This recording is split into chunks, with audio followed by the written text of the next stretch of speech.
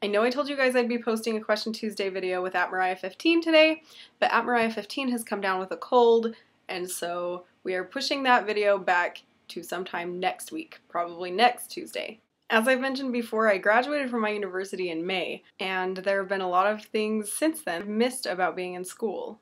There are, however, plenty of things that I don't miss at all, and I will list them for you here. 10 things I 100% do not miss about being in college. Trying to decipher a professor's handwritten feedback on a paper or their notes written on the board. Sometimes I swear it is written in a foreign language. And then how do they expect you to take their feedback and use it in a constructive way on your paper when you can't even read what they're trying to tell you to fix? And how do they expect you to do well on their exams if you can't read the notes that they're writing for you on the board? Paying tuition and purchasing overpriced textbooks. I definitely donated an arm and a leg to my education. Seriously, these are prosthetic. No, not seriously. Working on group projects. The bane of my freaking existence. In a group project, I'm usually the one who is so worried about her grade depending on everyone else that she ends up doing most of the work herself anyway. And then I still have to try to organize times when I could meet with the group and do stuff, and it's just dumb. Finals week. I have never functioned on herbal tea and so little sleep in my life. I'd always have the extra luck of getting really sick during finals week. And besides that, I was tutoring, and so I was helping other people with their papers and having to talk all day long because finals week is when everyone signs up for tutoring appointments. Really pretentious classmates.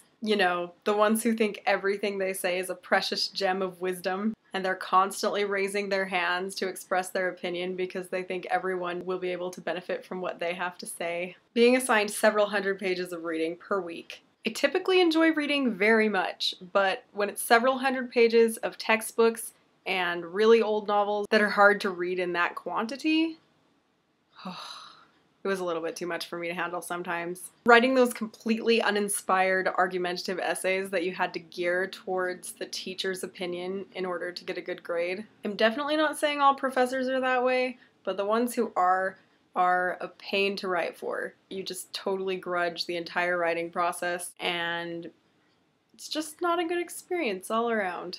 Paying exorbitant amounts of money for on-campus parking, and going along with that, trudging through about a half-mile of snow to get to campus from the free parking. Professors who mistakenly believe themselves to be geniuses. They're generally the least intelligent professors you'll ever have, and they're usually the same ones who require you to write your paper a certain way, arguing their very specific point of view. In the comments, let me know your biggest complaints about school. And since I'm pushing it back a week, I'm still taking questions for the Question Tuesday video with @Mariah15. You'll be seeing me again soon.